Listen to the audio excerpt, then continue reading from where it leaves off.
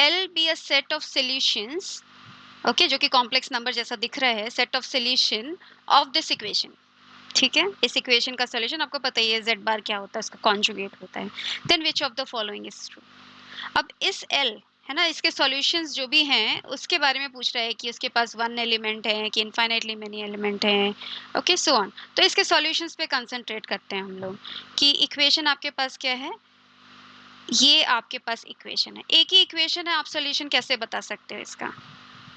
भाई दिखने में तो ये एक लगता है, बट एक्चुअली हमारे पास दो इक्वेशंस हैं, क्योंकि इसका कॉन्जुगेट भी हमें एक इक्वेशन दे देता है, तो हम इसका कॉन्जुगेट ले लेते हैं। अच्छा, यहाँ पे ध्यान रखने वाली बात ये है कि एस टी और आर सभी कॉम्प्लेक्स हैं, ठीक है। तो let's take the conjugate, S bar Z bar, right, S bar मैं इसके नीचे लिख लेती हूँ Z bar, T bar, Z bar का bar is what, Z only, plus R bar is equal to 0।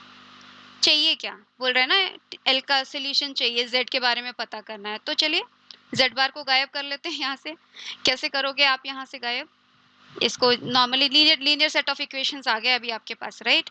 तो आप इसको एस बार से मल्टीप्लाई कर दीजिए और इसको किससे मल्टीप्लाई कर दीजिए, टी से, राइट। तो सब्सट्रैक्ट करोगे तो क्या आ जाएगा, यहाँ से S S bar, right, modulus of S square आ गया इनटू जेड, करेक्ट।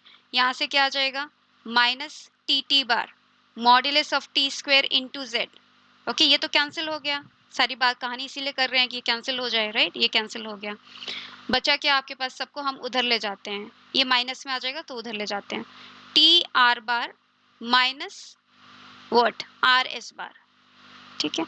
तो यहाँ से आपके पास z आ गया, राइट, क्या है आपके पास z आ गया, T R bar, right, and then minus R S bar upon modulus of S square minus modulus of T square, ठीक है।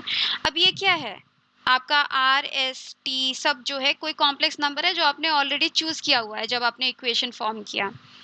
तो अगर मेरा modulus of S is not equal to modulus of T, तो इसके पास exactly one solution है ना। तो पहला वाला तो ऑप्शन सही हो गया, L has exactly one element if modulus of S is not equal to modulus of T। अब दूसरा क्या बोल रहे हैं, if they are equal then what, L has infinitely many elements। अब ये बात तो हमें पता नहीं है ना, अगर modulus of S is equal to modulus of T तो यहाँ से तो हमें सोल्यूशन नहीं मिलेगा।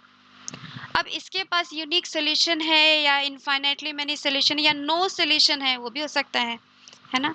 तो इसका मतलब ये तो बात गलत है, अगर हमें चेक करना है तो हम क्विकली चेक भी कर सकते हैं। मान लीजिए मैंने कुछ भी ले लिया वैल्यू, ओके, मान लीजिए एस को मैंने मे बी आई ले लिया, ओके, टी को भी आई ले लिया, आर को मान लीजिए मैंने 1 ले लिया। अब 1 भी तो कॉम्प्लेक्स नंबर है ना, इसका इमेजिनरी पार्ट 0 है बट वो कॉम्प्लेक्स नंबर है।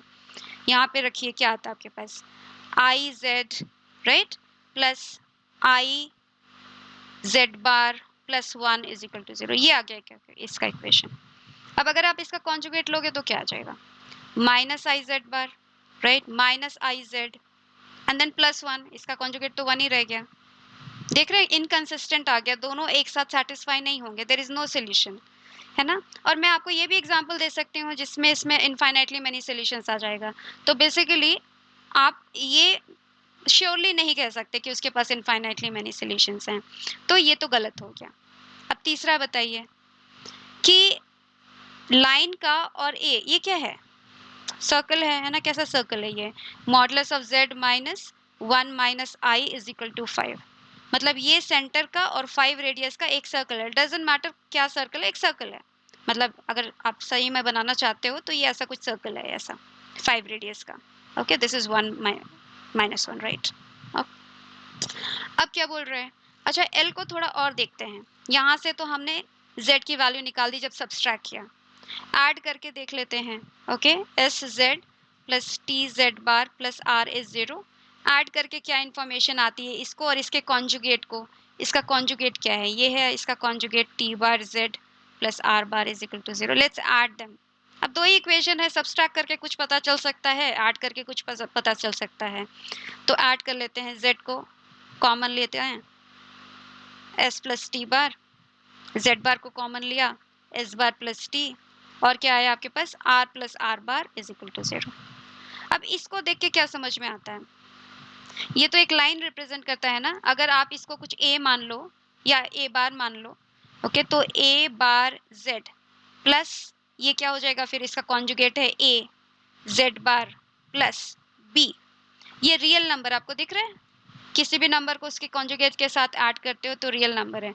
और अगर आप रिकॉल करो, ये लाइन का इक्वेशन होता है कॉम्प्लेक्स में, right, where my a is a complex number but b is a real number.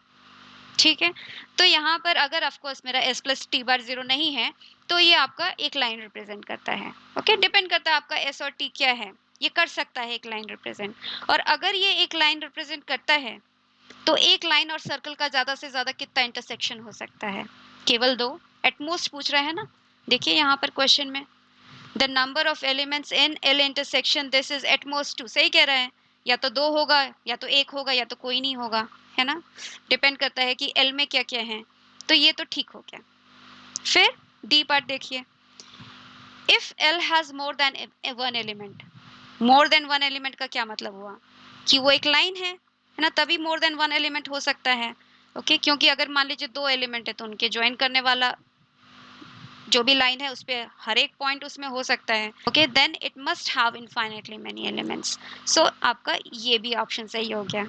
ठीक है, चलिए नेक्स्ट क्वेश्चन देखें।